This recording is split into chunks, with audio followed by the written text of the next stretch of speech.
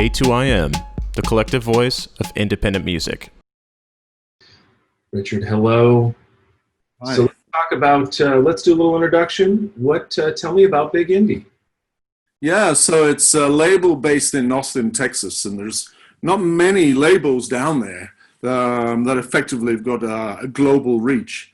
But there's a recording studio and also music publishing, and from there, the company opened up 5 years ago. We started releasing around 4 years ago, and it was set up for local artists, really generally, and US artists, and then realize that everybody wants to kind of go global. It's natural, and how do you do that? And how do you scale a business to enter into new markets? So we developed, and then now we've got a London office.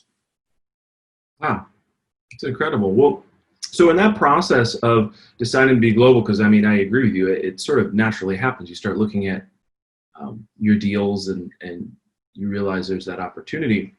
When it came time to make that decision, when you guys felt that natural sort of change, what did that mean for you in that sense of what do we do?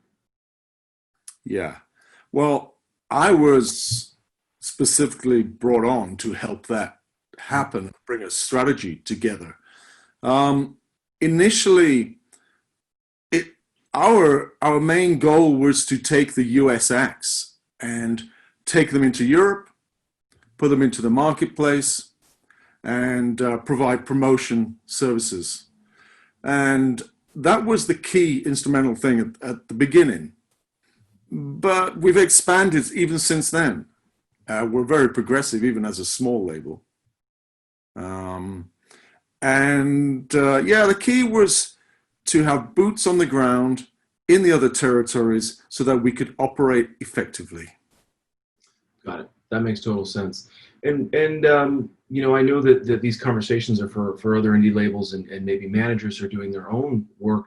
When I know you're brought on specifically, but I guess in a resource sense, how much of the, was it a big investment to get started in London for the company? Yeah, I think any company that's going to sort of look globally, to answer that directly, there is an investment element to it, of course. And if you can't fund that, then maybe that's not the right move for you. And I think there's stages of where you can make those decisions. First stage is if you're operating and you feel, okay, I want to reach these territories, and maybe you just connect with people in these markets. Mm-hmm. From our perspective, and bringing me on board, we clearly had to find a main hub of independent music somewhere in the world. Well, really, outside of the US, where's that going to be? It's going to be London. Mm-hmm. And, so we chose that decision, and we're based in a place called Talyard, and there's multiple independent music companies and an ecosystem, the biggest in Europe, in one spot.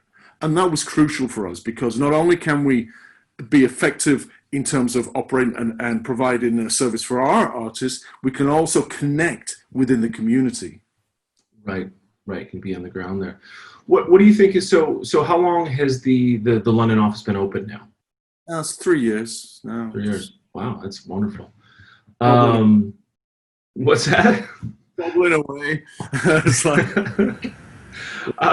what do you think has been the challenges for? Because I'll tell you from my history of working on international, the biggest early feedback I got, and this was in 2007 and 2008, 9, was, look, you're an international label. Why are you in here bothering us? I'm sort of generalizing this, and I don't think anyone was this rude, but sure, as a 27-year-old, I morphed that into some type of rudeness to make myself work a little harder. I'm a hell of a storyteller, so there it is.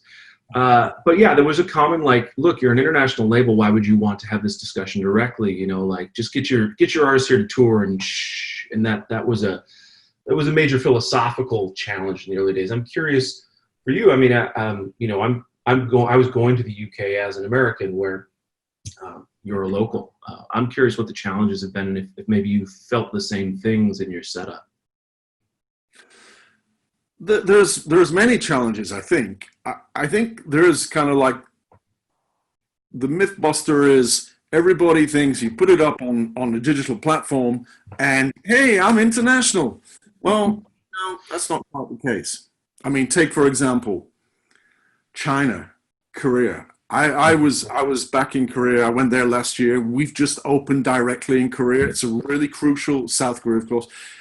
This is a really crucial market for us. It's blowing up there. It's incredible. But you cannot do it from here. They don't even have Spotify. You know, you got to go through Naver or Melon. You know, so you have to. The challenges are understanding the marketplace. That's how I see it. And you're not going to get that by just staying back home. You know, you've got to get out. And you know, our US staff come out. We you know, as well as now we're developing stuff here. Yeah, that's incredible. That's really great. If you can answer, what's of your total business now, especially now that you're open in those markets, which I'm uniquely curious about. What's the percentage of your business that is international at this point? Well, never looked at that fact, but I think the core business is the US, but there is definitely a big effort within the company to go internationally. We've just again started our internationally in China, so that's been very, very good for us. Percentage I don't know, but say for example, it's probably about 40%. It's quite high.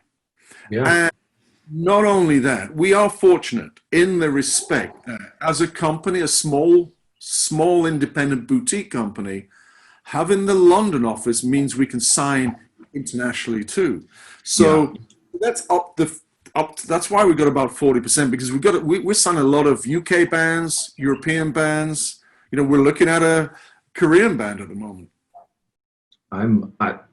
I want to ask some specific questions about China and Korea because I'm curious about it. I mean, you know, like you were a boutique indie, and so much of the work that I'm focused on is with artists that are bands or more, you know, maybe angsty, almost sometimes metal or whatever your parents hate and you like because you hate your parents. I'm typically selling, and I haven't found too much of that yet to sign in China or Korea. And we do have an office in Singapore, but you know, and they do a great job of sending me things, but I haven't seen our business grow incredibly in those two markets specifically yet. It's going well, but and I assume again with our team on the ground that it will continue to grow.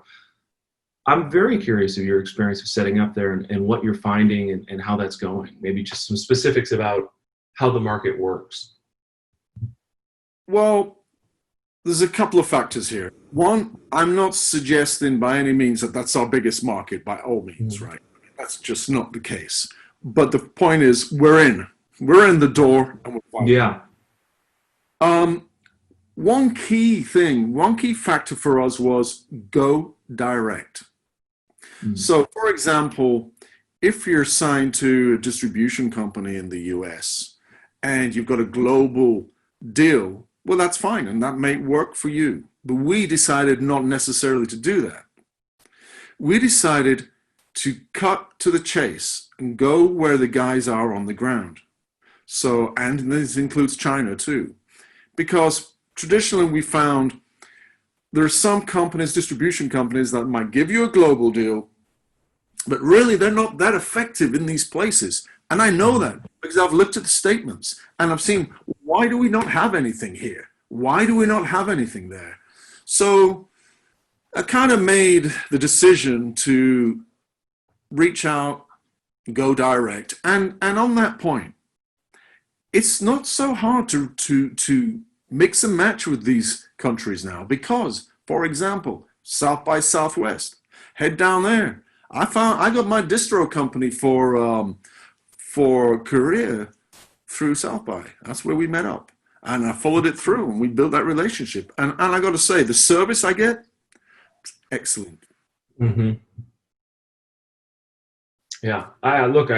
Richard, I agree with you that the distribution deals are, I think if you're just starting up and you are one or two people that might be great. And you made the joke before about or it wasn't a joke, it's maybe a sad reality. It's like, okay, I'm up digitally, I'm up internationally. And I think, years ago on the physical side, I was like, well, I have distribution in, Germany, so I'm international. And when you get there and you see the one sheet, that's a piece of paper that has as many names as can fit on there being handed to some retailer who's just saying back to the distributor, what do you want me to buy? And I think that developing, especially for the indies, I mean, we're in some ways doing a job of a manager as well, where we're developing artists in these territories. That distribution is being available doesn't mean development.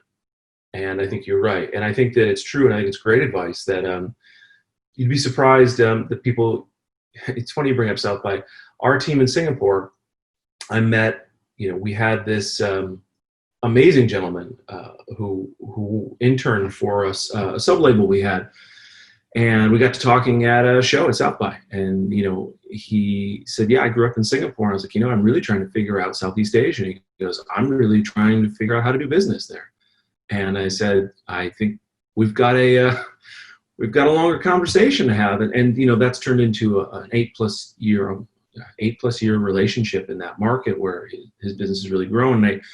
And I think that, I think doors will, I think it's interesting when you say like, hey, our foot's in the door, right? So when we first were there, it wasn't that every door swung open for us. And we did make some mistakes. Pardon me, I'll shut my window. There's a man cutting grass. The perils and pitfalls of Zoom. Yeah, I think that it's an important thing because, but the part that came about was that the more we did it, the more people felt that consistency. We found like even we used a major label distribution in Southeast Asia for a while, and it was they were all great at their job, but just they weren't really cut to do the indie work. And because those businesses have local repertoire, and it was challenging.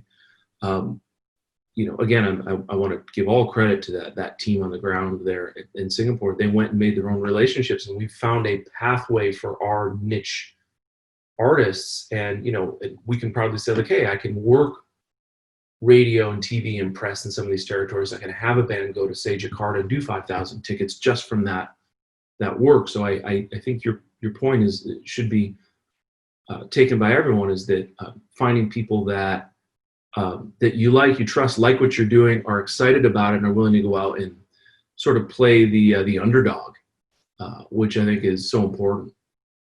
Yeah.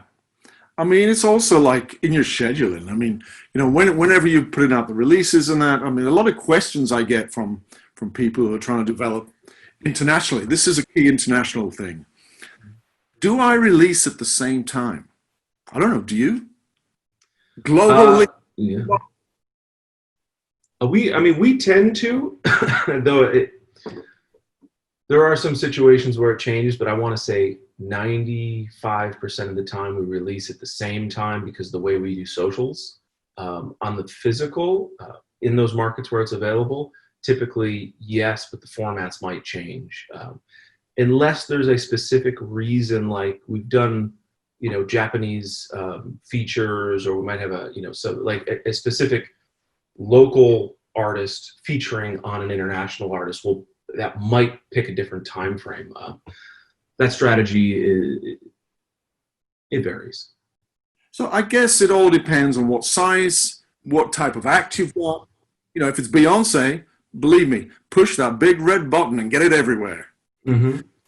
Our acts and the stuff that we do at Big Indie, no, we don't do that. We release separately every single time. We release, there's one, timing. So, for example, if you put out a post saying you're releasing, it's out now, you got a teaser out, this and that, at 6 p.m. in Denver, that doesn't work for out in Singapore or China. Right. So we also believe this, right? Every little asset is something.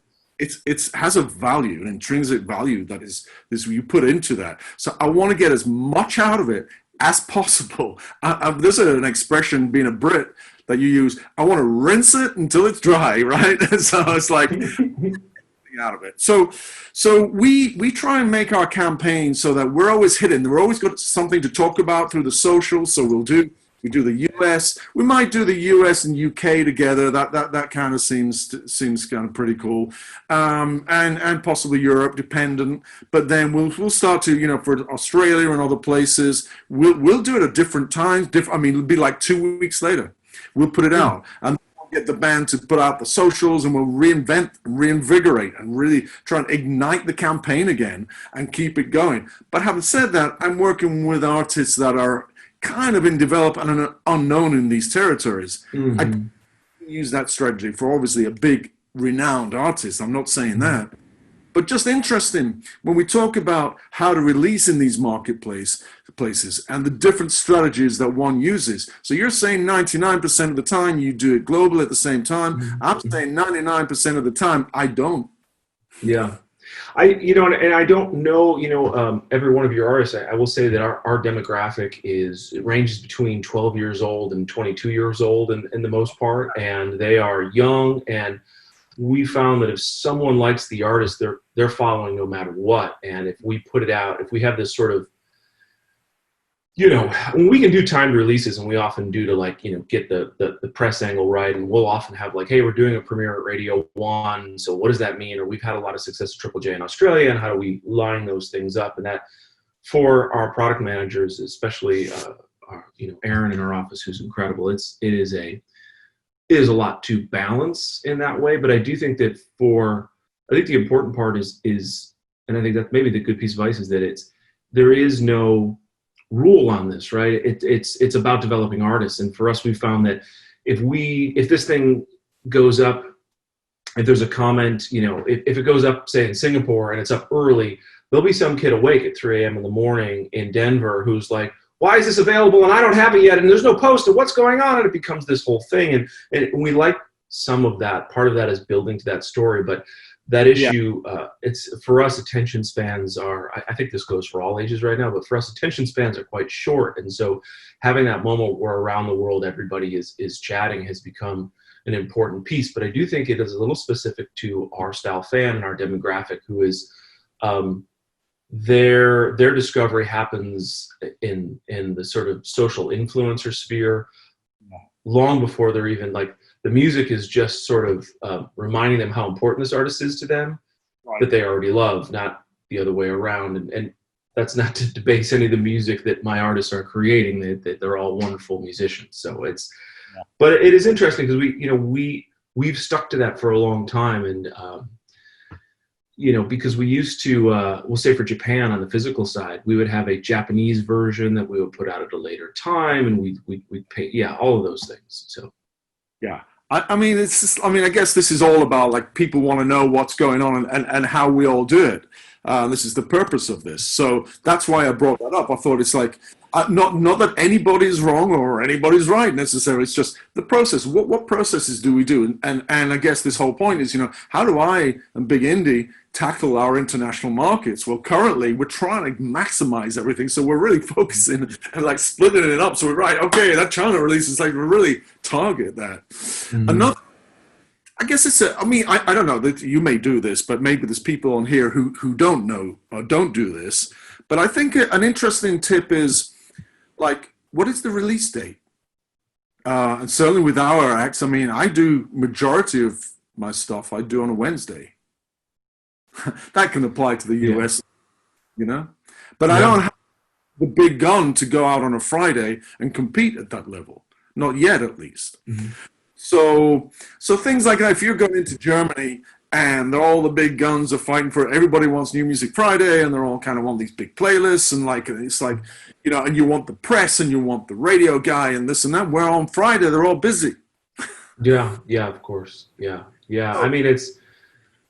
That's really, with albums, we tend to stick to Fridays. Our business has switched so much to the to standalone singles in a way. Just again with this particular genre, we used to say, hey, here's a song, here's a video, here's a song, here's a video, here's an album. It's not uncommon for us to be in the 3 to 5 lead up and then post album, very quickly putting out singles. And when that comes up, a lot of times we're focused on, what where the marketing opportunity is, and it doesn't necessarily have to be Friday. So I agree with you, because in the cases of especially young or developing bands, and I don't want to speak for our promo department, but I know that having days that aren't Fridays, where we're specifically looking at a marketing opportunity and then going back to the programmers and editors and label reps and saying to them, here's the story of what's going on, and this is why this is out, and we're finding that we're getting the better looks. No, we don't get the New Music Fridays. I don't know for those artists that that's the end all be all. I mean, it looks really good for us, the label, when the artist's like, I got New Music Friday, and we're all high-fiving each other, and they're like, I can't believe I love my label. All that aside, I agree with you. Look, I think that's another good point you bring up, which is, finding, as you're sort of getting the foot in your door internationally, it's finding the strategies that make sense to develop in those territories. I think is super important. I think it's a smart way to approach it. I'm glad you brought it up. Yeah, yeah. The owner of Big Indie is a woman, and she's very strong charactered, and she wants us to be dynamic. She wants us to, I hate the expression, but think out of the box. But she does. She says, find new ways, find ways of like carving this out so we can, because at the end of the day, we're a new company. We don't have the back catalog, so we got to battle differently. We go in like, say, right, okay, well, what are we going to do? We can't just sit there. We can't follow everyone else. We got to carve it out and try and fight. And then we're hustlers to get out there and do our thing. That's how we operate.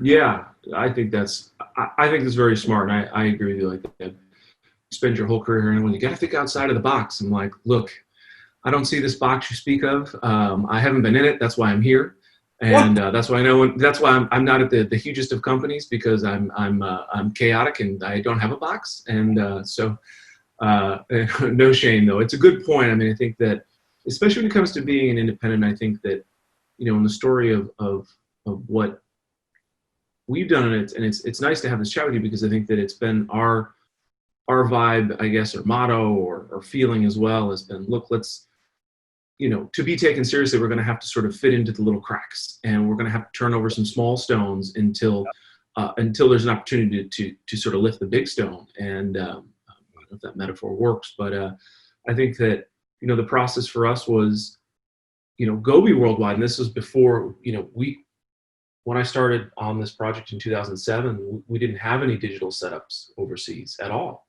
And we started with Universal, who I think, again, were great at their job. Having an indie there, I think that for the folks that were there, they were so accommodating, but they also were like, look, what do you want us to do? And I think that, that trial and error work was so important. And especially finding what you said before, finding people to work. I mean, we're, for point of this conversation, we have offices in London, Milan, Toronto, Rio de Janeiro, Sydney, Tokyo, and Singapore now. And these offices aren't big. Sometimes it's just, one person in a house with a great painting behind them.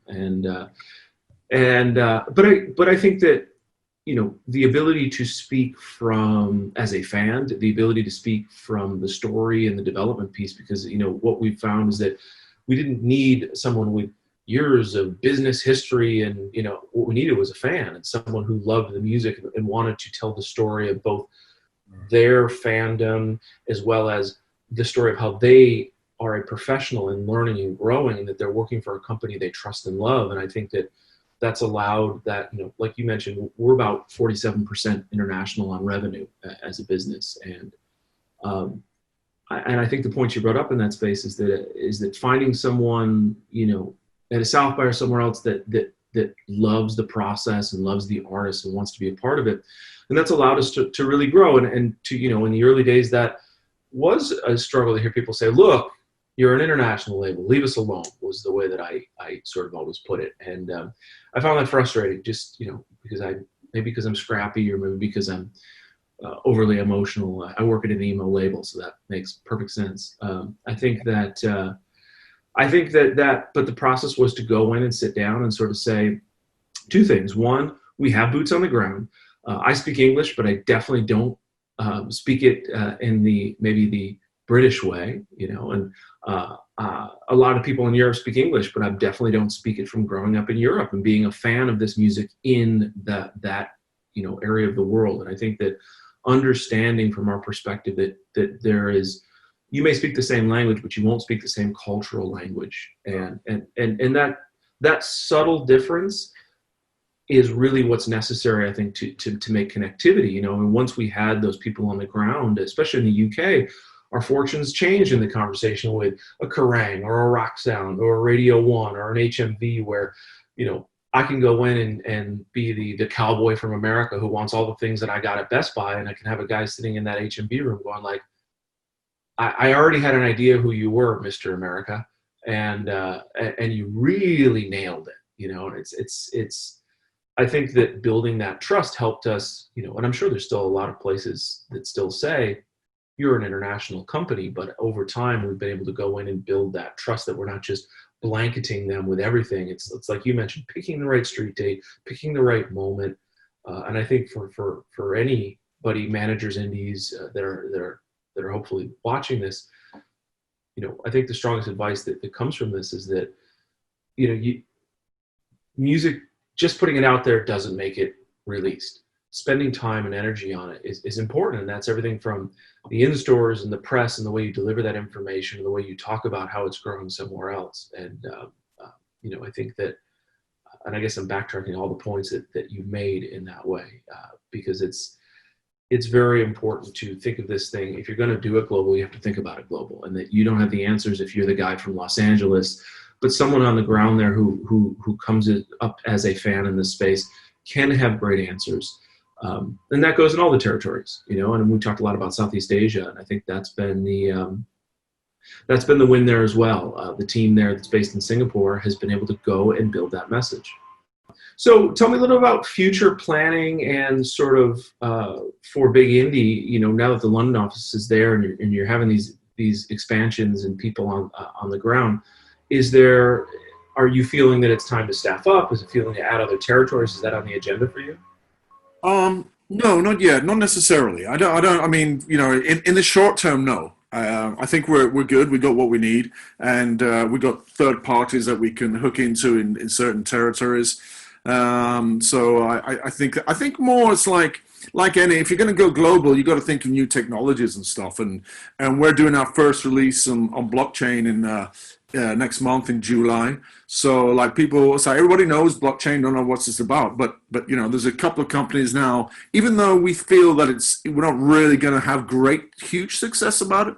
I think in about 5 years time, but we're getting in now.